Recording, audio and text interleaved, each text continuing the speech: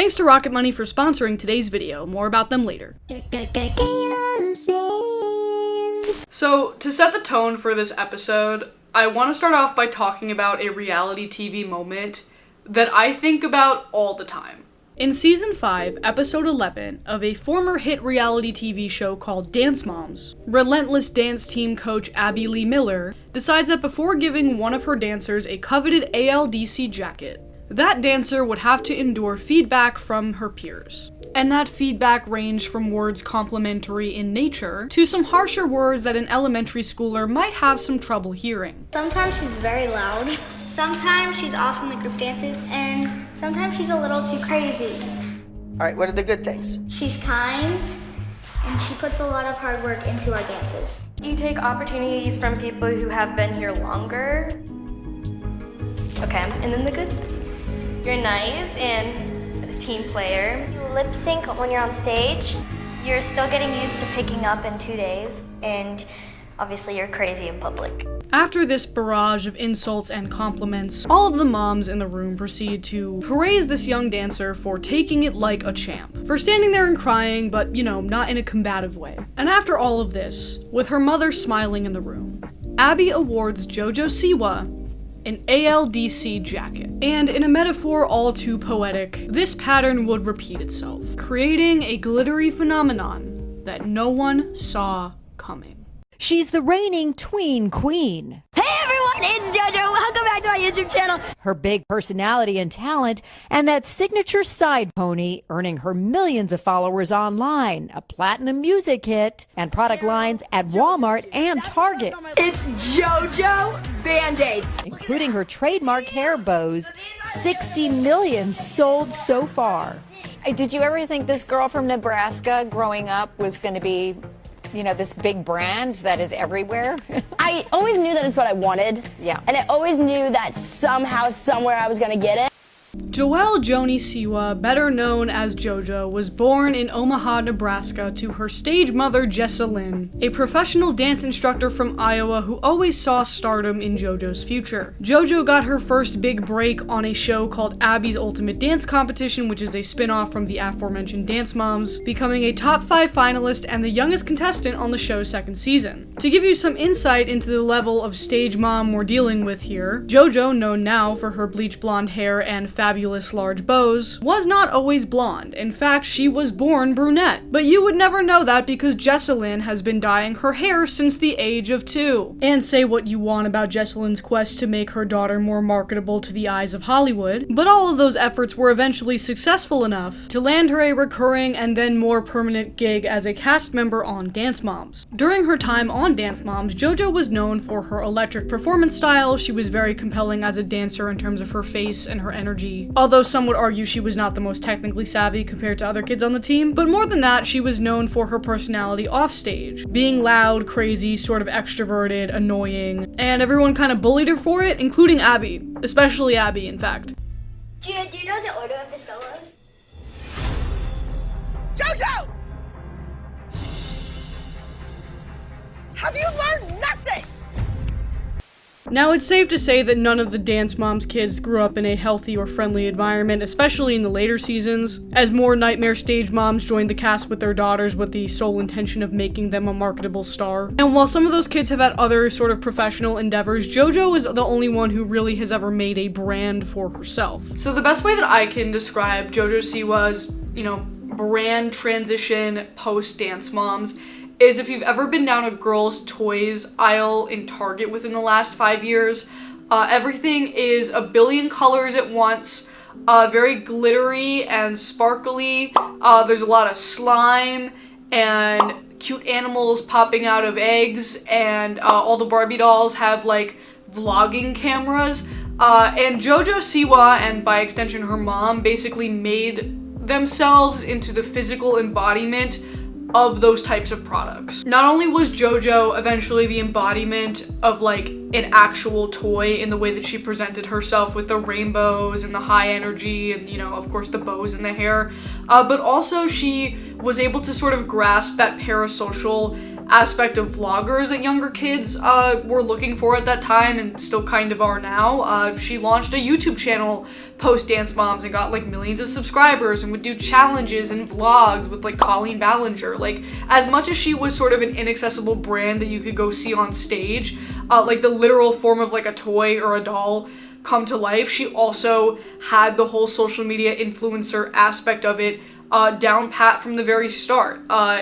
In terms of somebody my age, it's comparable to like a Hannah Montana or the Cheetah Girls, you know, a figure or a group like that. You know, JoJo was very much a persona, and that persona can only take you so far, especially as you get older and as your fans get older. And as we'll learn, dressing like a toddler well into your late teens stunts your growth in more ways than one. But before we get there, I wanted to tell you guys about today's sponsor, RocketMoney. So I recently found out that I was somehow paying like $5 a month for a subscription service called Discovery Plus. Who the hell is paying for Discovery Plus? Apparently me. But have no fear, I was able to rectify this grave injustice thanks to RocketMoney. RocketMoney is a personal finance app that helps you cancel subscriptions, lower bills, and ultimately manage your money better. Like I mentioned up top, I love using RocketMoney to keep track of and cancel my unwanted subscriptions. You can even cancel from within the app with just a couple of taps. No need to worry about customer service calls. RocketMoney has helped save its customers up to $740 a year with over $500 million in canceled subscriptions. That's a lot of people who didn't know they were subscribed to Discovery Plus. You can also use the app to analyze your current spending habits to create a custom budget that works with your lifestyle, which is super convenient. And if you're really trying to get your financials in order, you can even automatically monitor your spending by category and get notifications when you've exceeded your limits. This app has been a lifesaver for me this year, you guys, and I'm more than happy to help spread the good word of financial literacy. So take control of your finances today, and you can get started by going to rocketmoney.com/KaylaSays to get started for free. That is rocketmoney.com/KaylaSays, and thank you once again so much to our friends at RocketMoney for sponsoring today's video. Okay, so generally speaking, a lot of people found JoJo's whole character shtick a little bizarre, especially as she got older and taller. But there was a brief time in 2021 where she gained a lot of public support because she sort of ditched the persona for a bit and came out as her true self. She came out as part of the LGBTQ community. And let me be clear, this is a very brave thing of her to do, considering that her market at the time was a bunch of little girls with white suburban moms, and we all know the white suburban moms hold all of the power and the paychecks. She even had her own sort of mini hero arc after Nickelodeon didn't invite her to the Kids' Choice Awards after she cut her hair, even though she had been such a big star for Nickelodeon in all those years prior.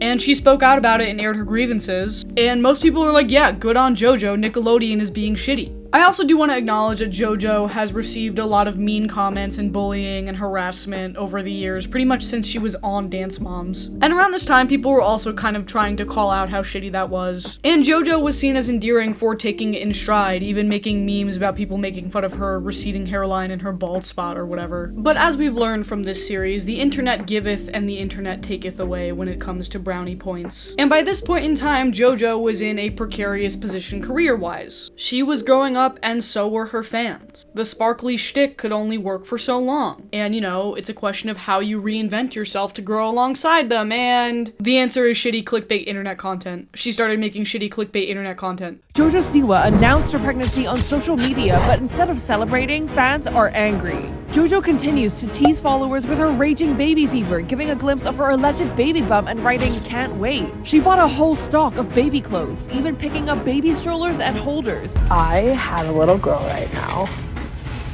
I cannot imagine having a baby girl right now. Okay, so all of those clips that I just played you in that really annoying pink news video are from Snapchat. And presumably JoJo got offered one of those clickbait Snapchat campaigns where you can post whatever you want and it appears under like the story section. And either her or someone on her team decided to go with a pregnancy story arc because people love to click on things about pregnancy and babies, especially if it's a shock pregnancy and you're having a surprise baby. JoJo's been on the internet for a long time. She knows how exploitative and intentional this is, especially because at this point the people still following her are like tweens, I would guess like 13 to 16-year-olds who love pranksters and vloggers, you know, brain rotting things of that nature. Not that my brain isn't rotted by the internet at this point, it totally is. That damage was just done to me by YouTube poops in the early 2000s. It's Old Man Jenkins and his jalopy. Howdy, Mrs. K!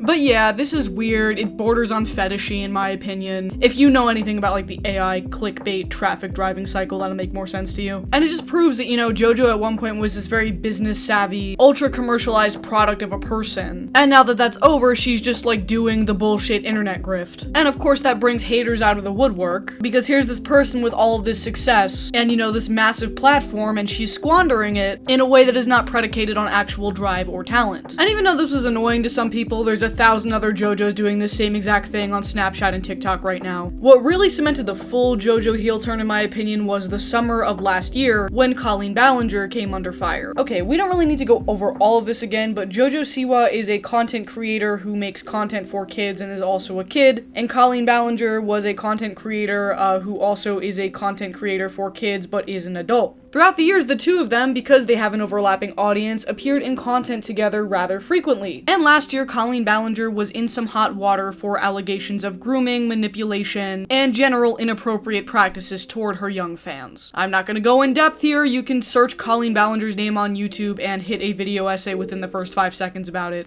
And also an unsolicited one man, one jar recommendation. Does that keep happening to anybody else? Does it just keep happening to me? For valid reasons, Colleen was the internet's public enemy last year. And of course, everyone who had ever been associated with her was kind of forced to address it in a public way. And the way Jojo Siwa addressed it was when she was on Howie Mandel's podcast and he asked her about the whole controversy, and this is what she said. She's always been nothing but kind to me, her family, nothing but kind to me.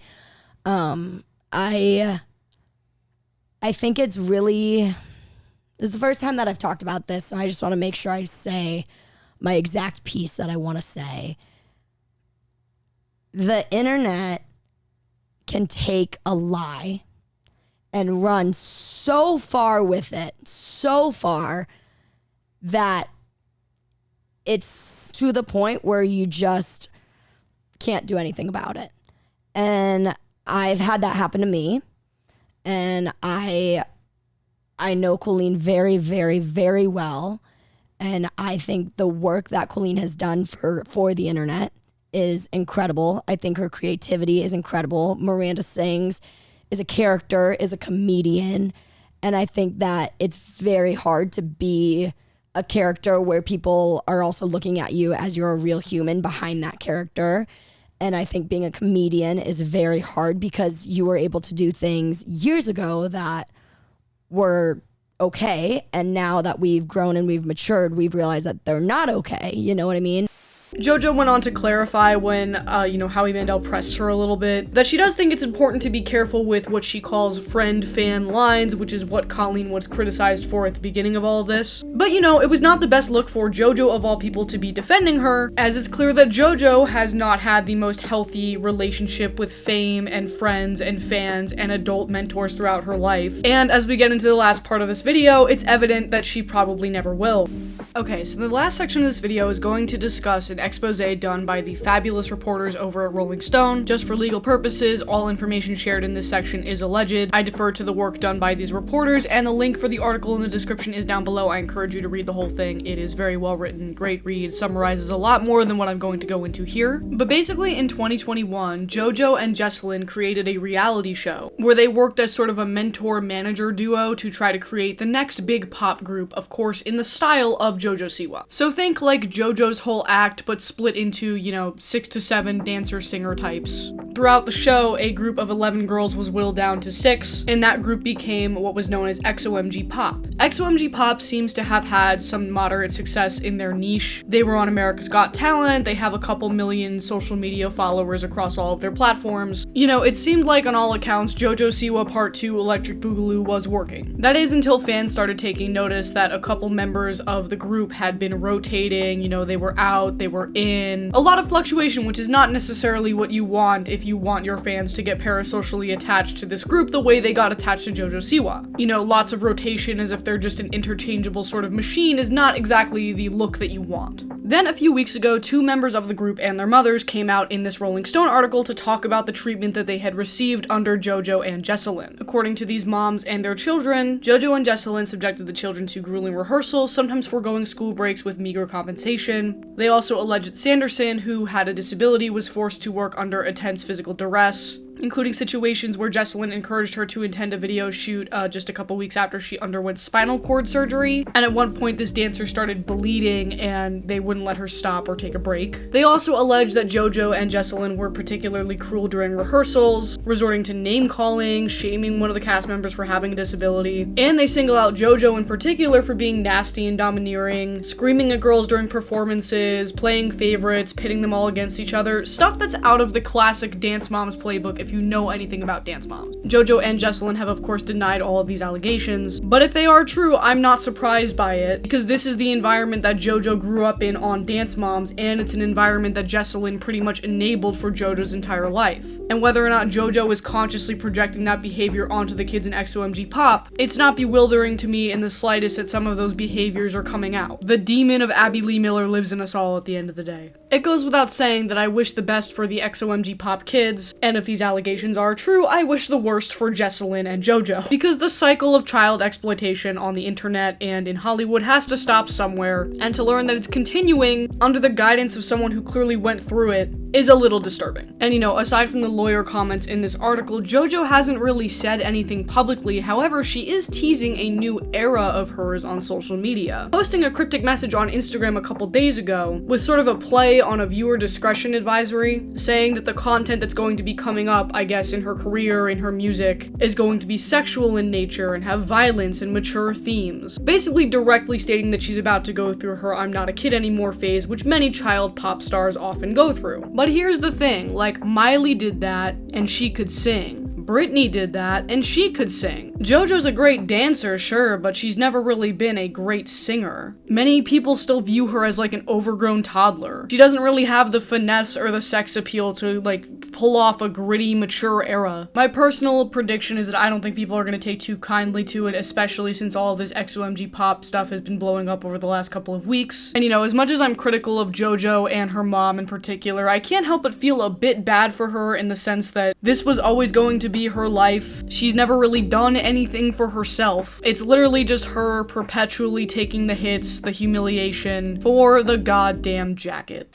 Thank you so much for watching, you guys. A reminder that you can follow me in all of the social media listed in this beautiful link tree here, which is also linked in the description down below. Another reminder that you can also subscribe to my Patreon for just $2 a month for weekly bonus exclusive content. Let me know in the comments down below who you would like me to profile for April's How the Internet Fell Out of Love episode. If you are new here, we do these episodes once a month. They take me a lot of time, a lot of work goes into them, and I love to read your guys' comments about them, and I'm always looking for new ideas, so let me know in the description down below. Thank you so much, and I'll see you next time.